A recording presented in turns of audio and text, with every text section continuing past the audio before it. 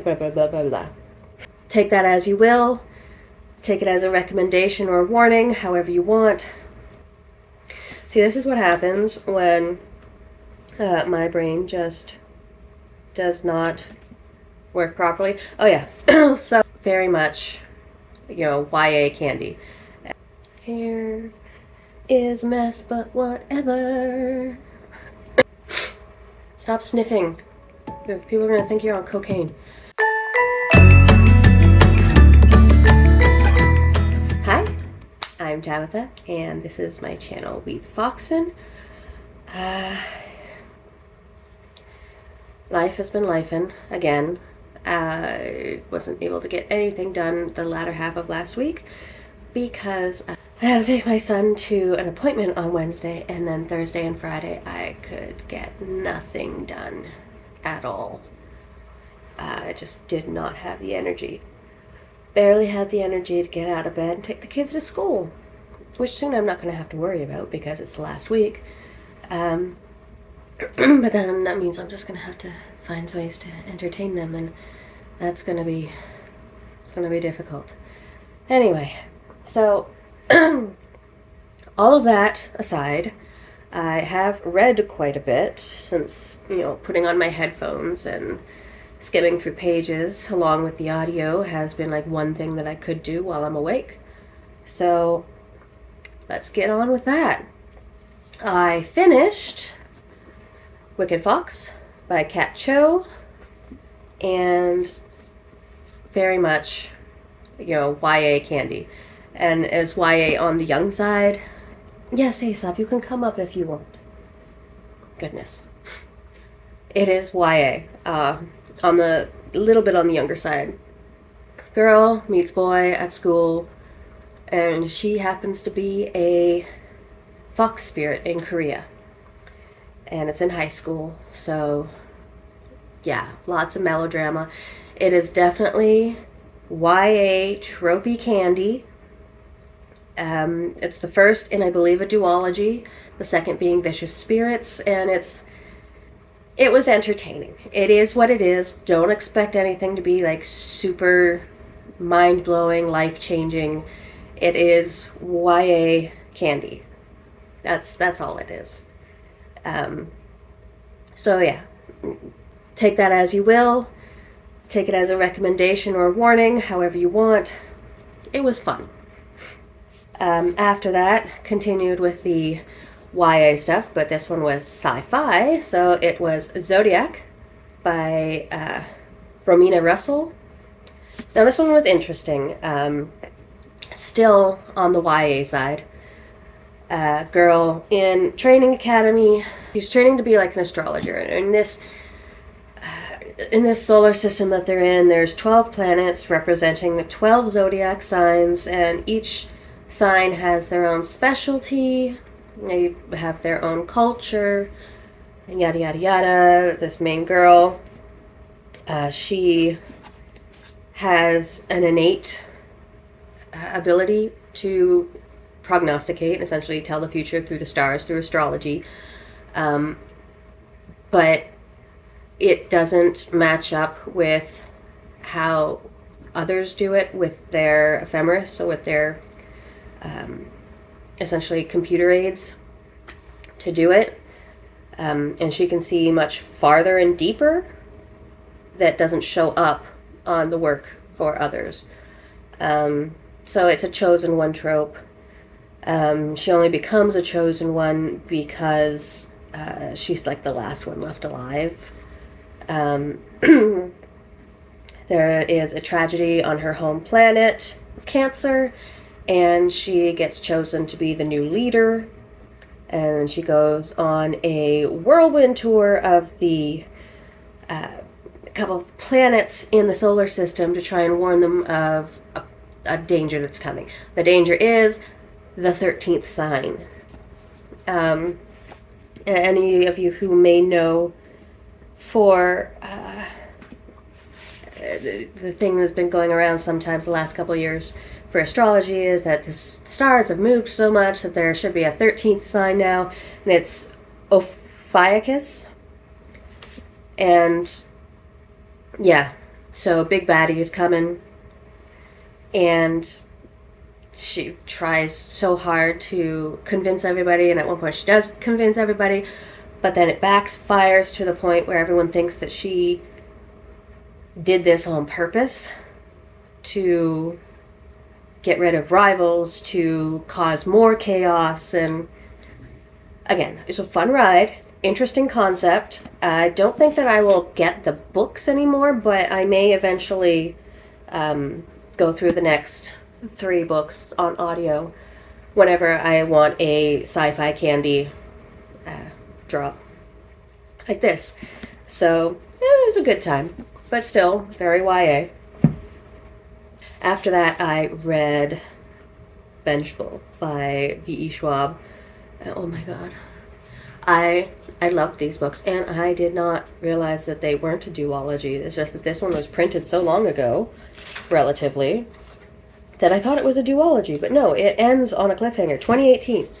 So there is a possibility that this could keep going because of how it ends, but it could just be like a hard open ending where it will never get picked up again. But it looks like it may be, because on Goodreads there's a possible 3rd in this series up, untitled. But yeah, it's a huge revenge plot. Woman takes over a mob.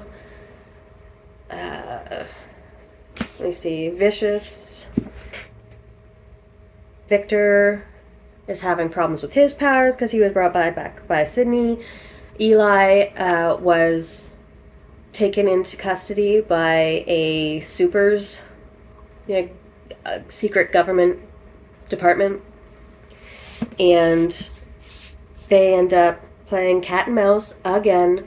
And I really do love morally gray characters, because Victor is very morally gray, and I wouldn't say necessarily that he is an anti-hero. I think he is just, nor is he a villain. He's a bit of both. And this world kind of reminds me of the movie Brightburn. A kid, like 12, 13 or whatever, he ends up getting like omnipotent powers, and he goes just crazy because you don't give a kid the ability to take people's lives away by looking at them. So that's what this world reminds me of. It's just like chaotic, and there are so many people that have these powers, and they're trying to hide and like trying to live normal lives, and they can't, and just everything is terrible, and it's wonderful to watch. Yeah, that's these books. I absolutely love them. I love V.E. Schwab's writing. I love her characterization. Like, the plotting is quick and is easy to follow, and I loved both of those books. And I'll be excited if there does happen to be a 3rd book or more in this series, because it was so good. Now, on to something a little bit more unexpected for me personally. I read Volume 1 of the Book of Dust, La Belle Sauvage, and I didn't quite know that this was a prequel when I picked it up. I just knew that it was a part of the same world, obviously the Book of Dust, as the Golden Compass, like his Dark Materials. But it is a prequel. And sometimes when people go off to do prequels for stuff, it ends up being campy and like really retconny, and it doesn't quite work. But this has such a sharp focus that it is molding together like just story, like background story that was given in the Golden Compass. And it's fleshed it out, and it's made everything a little bit more real. I don't know how better to describe it. You're following this young man, Malcolm, and his boat, La Belle Sauvage, and his adventure on saving the infant Lyra. That's all I'm going to say, because we know what happens with Lyra. But how she gets to Jordan College, and I believe it's just the 2 books. There's Volume 1 and Volume 2. So, yeah. This is the story of how Lyra gets to Jordan College. And you get to see Lord Asriel again. There's a couple like cameo appearances in this, and there's really weird bits with like Fae during a flood. It's almost a strange like Odyssean sort of travel down this river when there's a flood in this boat. It's like Noah and the Odyssey, and it's just a crazy, insane trip, and all these things that happen, and it was so good. So good. Like I said, I never have read a prequel that fit the world so well. And you'd think, well, okay, well, this is the author. This is the author of the original books. Of course it's going to be good. Well, that's not always the case. But this was masterfully done. Philip Pullman is a master. And that is it.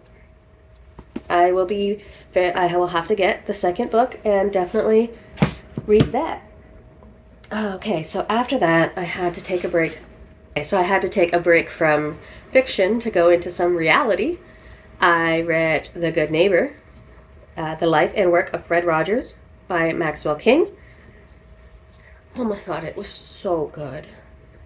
It was so good. It perfectly encapsulated both the life and the work and the lasting legacy of Mr. Rogers. And it was wonderful to read that it wasn't a put on. He was that kind, that nice, that ingratiating. And yet there are still moments in this that is all too familiar to pretty much every adult, of where, yes, someone will get angry. And there were a couple moments that were recorded by former colleagues and friends. It was just like, yes, Mr. Rogers does get angry.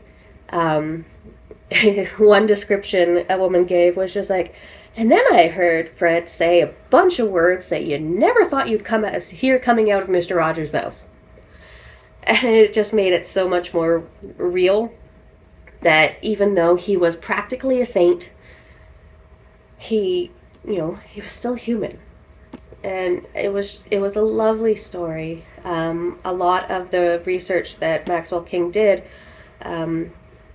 he spoke to a lot of former colleagues and friends, but he also spoke to his widow, and she gave a lot of insight and information into who he was as a person, and that yes, he was exactly how he was on TV. Like that was him. And this is a warm hug of a book, and it was reality, and it made me so happy.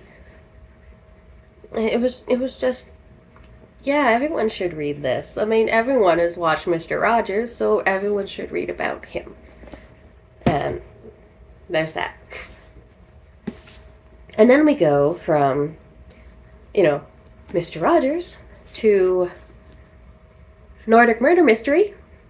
So it was the Purity of Vengeance by U.C. Adler Olsen.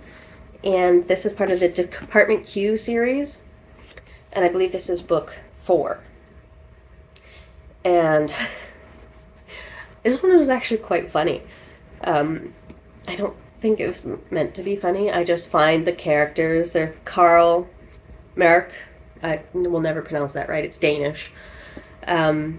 His assistants, I believe Rose and Assad, and they're goofy. It's not written to be goofy, it's just that their interactions and Carl's inner monologue is just really funny to me.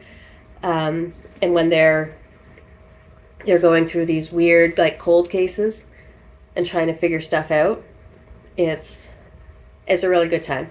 This one was specifically about a woman who was severely abused as a child, sexually, physically, emotionally, and she had been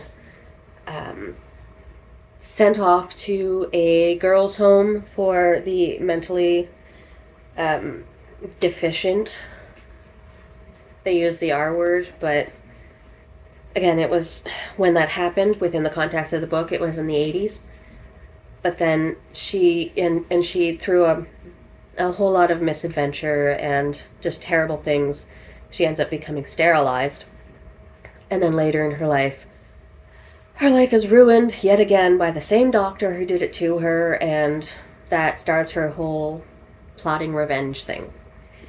And that is the one's perspective, the other one being Carl's perspective, and eventually the time catches up and everything. But I love these books. I don't remember how I came across it. I just remember the first book is called The Keeper of Lost Causes, and that just stuck in my head until I had to find the book and read it. And I've read 4. I think there's 6 or 7 books or more. I don't know if they've all been translated into English, but yeah. I went from Mr. Rogers to murder mystery. That's where my head's at. And the last thing that I finished was The Queen of Blood by Sarah Beth Durst. This was such a good book. I love the idea that the elemental magic in this isn't how it's usually portrayed. Everything has a spirit, kind of like the soot sprites and the I think they're called kodamas, like from Princess Mononoke. So yeah, everything has a spirit. There's 6 elements in which they fall, and the spirits hate humanity and want to kill them, and humanity essentially subjugates them and uses them essentially to live and keep nature going. And this unlikely and unwanted truce is mitigated through a queen who pretty much controls all the spirits and gets them to not kill humans in order for the humans to live and keep the world going. Because as soon as you kill a spirit, whatever it was the spirit of, it dies.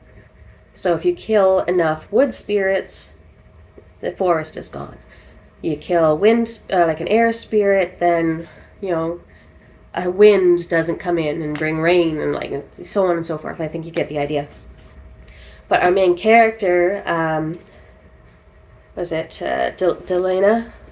She can't have that control as much. She ends up going into the academy to become an heir, possibly to the queen, who eventually becomes the queen. Like this whole somewhat election process is like once the queen dies, the spirits have to choose a new queen to essentially be their ruler. It's bizarre. And my understanding of it is that throughout this, because Delena can't really control them, she kind of manipulates the spirits into doing what they want to do naturally, in order to meet her ends. So if she needs to get caught from falling, instead of controlling an air spirit to catch her, she will ask a air spirit to play. And that's she tries to find some sort of cooperative, not instigation, cooperative impetus in order to work with the spirits instead of, enslaving them. And it's a brutal world. It opens with a massive death. There's death throughout. It's a very brutal world. And brutal politically, brutal just existentially, like, just existing can be very, very difficult in this world. And it's a little twisty-turny, a little navel-gazy, because there's a whole lot of Delena. She wants to become queen just to save her family and keep her family safe, because at one point her entire village had been destroyed and her family was the only ones that survived because she was able to tell the spirits to go and leave them alone. But then she's like, I'm not the strongest, I can't do this, I don't want to anymore, and it gets a little navel-gazy, but other than that, it was a really good read. Ooh. It was really fun, and I am definitely going to continue with this series. So that was a yes for The Queen of Blood. And what I'm reading currently is Spin the Dawn by Elizabeth Lim. Again, YA. And I am almost 50% through, and it is definitely YA. Don't know if it's entirely my cup of tea. Beautiful descriptions of things. And, Tamara Pierce likes it, but I don't have, I have an emotional attachment to Tamara Pierce's stuff that I think overshadows some of the technical aspects, like the very YA-ness of her work, that I don't have with this. But that being said, this is still a fun and good book. I'm right to the part before, like in part 1, it's called The Trial, so I'm just about done that part, and we'll get going. So this is about a girl, Maya, who ends up taking her father/brother's place. Her father is too enfeebled to go, so the brother, his son, goes instead to participate in this competition to become the next court embroider to the emperor. And that's just the beginning of the story. So I'm just about done that. And then we'll get on to the rest of it, right? So there's that. Very, very YA. But, what can you do? After that, I don't really know exactly what I'm going to read. I think I'm going to do maybe The Half-Drowned King. Maybe Gideon the Ninth. I don't really know. So everyone knows Gideon the Ninth, lesbian, necromancer, space, all that sort of jazz. And then The Half-Drowned King is the first in a trilogy that is based on Viking/Nordic mythology. Or maybe it's just Viking and not necessarily the mythology part. So yeah, there's that. And that has been my rambling about what I have been reading. If anyone has read any of this stuff, please let me know down in the comments what you thought of it, or if you're just interested in reading anything, you have anything to say at all, just leave it down in the comments. And please like and subscribe to my channel, because it really helps out. And I will see you in the next one. Bye!